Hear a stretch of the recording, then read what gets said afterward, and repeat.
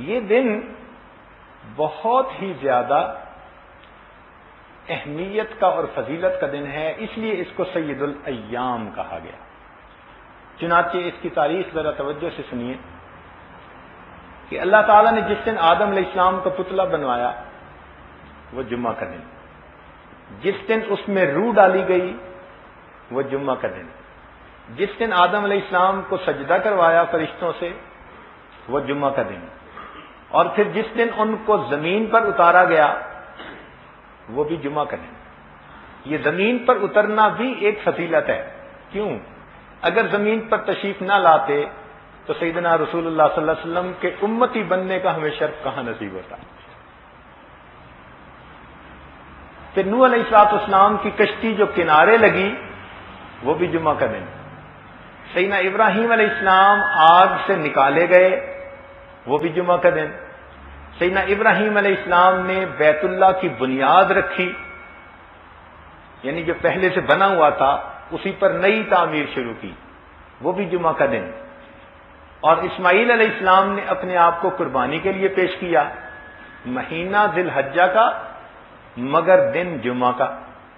حضرت یوسف علیہ السلام کو کنویں سے نکالا گیا تو وہ بھی جمعہ کا دن، مکہ مکرمہ جس دن فتح ہوا تو وہ بھی جمعہ کا دن، اور اسلام کا پہلا غزوہ بدر جو ہوا تو وہ بھی۔ تو اس جمعہ کے دن کو اللہ رب العزت نے بہت فضیلت دی۔ اس کو جمعہ کیوں کہتے ہیں؟ جمعہ کا لفظ اجتماع سے ہے، کیونکہ اس میں مسلمان ایک جگہ پر مجتمع ہوتے ہیں، اپنے محلوں کی مسجدوں سے آگے آ کر بڑی مسجد میں جمعہ کی جو ہے نا وہ پڑھنے کے لیے اکٹھے ہو جاتے ہیں، اور اس میں ایک امام خطبہ دیتا ہے اور مقتدی اس خطبہ کو سنتے ہیں۔ اس خطبہ کی اللہ رب العزت کے ہاں بڑی اہمیت ہے، اسی لیے خطبے میں کہا گیا کہ تم خطیب کی طرف متوجہ ہو کر بیٹھو اور اس کی بات کو دل کے کانوں سے سنو۔ دیکھیے، نماز میں قیام کے دوران سجدے کی جگہ پر نظر رکھنے کا حکم، رکوع میں دونوں انگوٹھوں کے درمیان نظر رکھنے کا حکم، التحیات میں اپنے دامن پہ نظر رکھنے کا حکم، اسی طرح خطبے کے وقت خطیب کے چہرے پہ نظر رکھنے کا حکم۔ کچھ نعمتیں ایسی بھی ہوتی ہیں جو کسی کو دیکھنے سے مل جاتی ہیں۔ اس امت کے جو اکابرین گزرے ان کی کیا کیفیت تھی؟ الذین اذا رؤوا ذکر اللہ، ان کے چہروں کو دیکھا جاتا تھا اللہ یاد آ جاتا تھا۔ اسی لیے اللہ تعالیٰ نے دو چیزوں سے نگاہیں ہٹانے کا حکم دیا اور ایک چیز پہ نگاہ جمانے کا حکم دیا۔ کن چیزوں سے نگاہ ہٹانے کا حکم دیا؟ ایک مال سے اور ایک جمال سے۔ فرمایا محبوب یہ جو کافروں کو ہم نے دیا ہے ان کی طرف نگاہ اٹھا کے بھی نہ دیکھیں۔ زینت الحیات الدنیا، یہ تو دنیا کی زینت ہے، مگر آپ ان کی طرف نگاہ بھی نہ اٹھا کے دیکھیں۔ اور دوسرا یہ دنیا کا ظاہری حسن و جمال۔ فرمایا قل للمؤمنین یغضوا من ابصارہم، حسن ظاہر کے متلاشیوں نگاہوں کو نیچے رکھو، اس لیے کہ تم حسن حقیقی کے چاہنے والے بن جاؤ۔ تو دو چیزوں سے نگاہ ہٹانے کا حکم دیا اور ایک پر نگاہ جمانے کا حکم دیا۔ کیا؟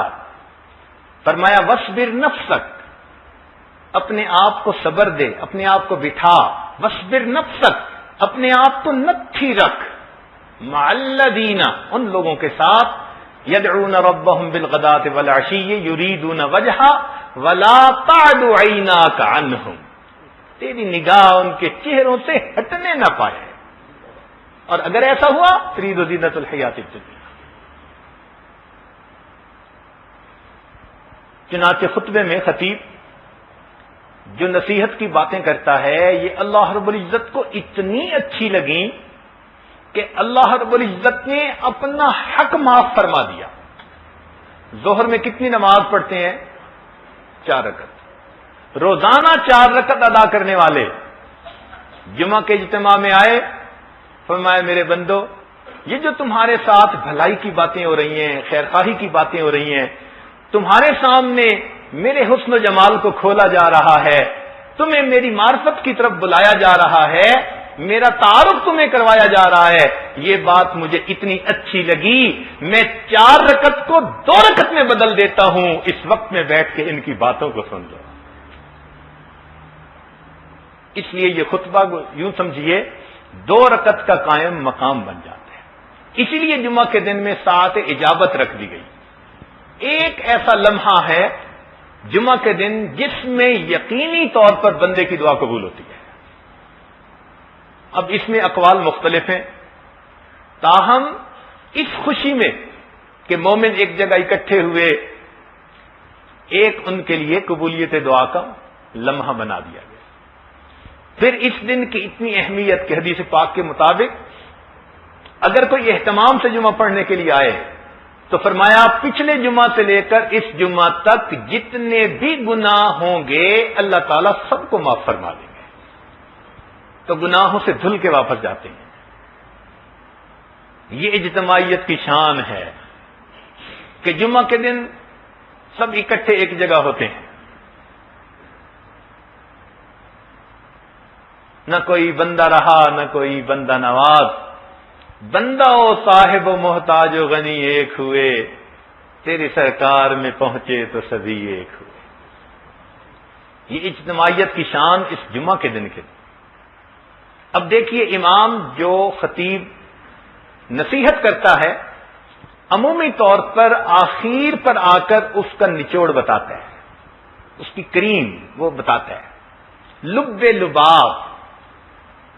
تو خطیب کی بات کا لب لباب کیا ہوتا ہے؟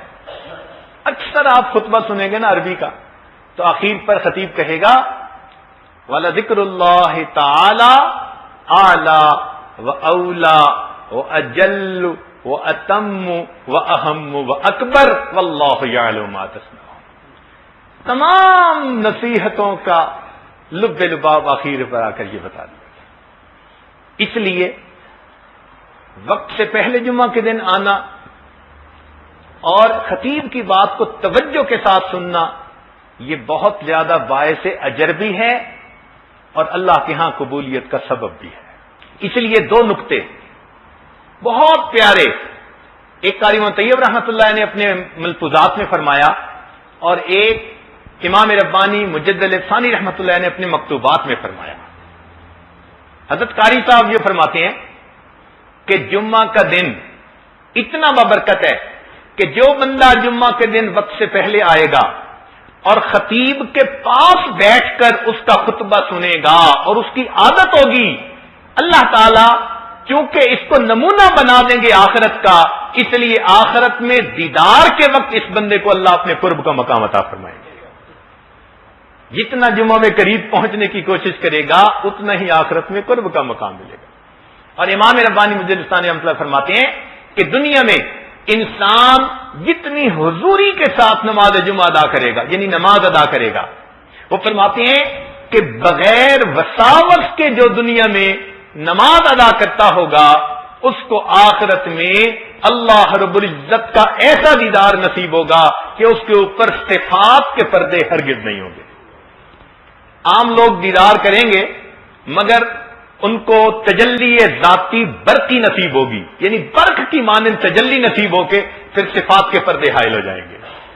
اور جو نماز کو بغیر کسی وسوسہ کے پڑھنے والے لوگ ہوں گے دنیا میں، خارجی خیالات کے بغیر پڑھنے والے، وہ فرماتے ہیں کہ اللہ تعالیٰ ان کو بالکل جمال بے نقاب عطا فرمائیں گے۔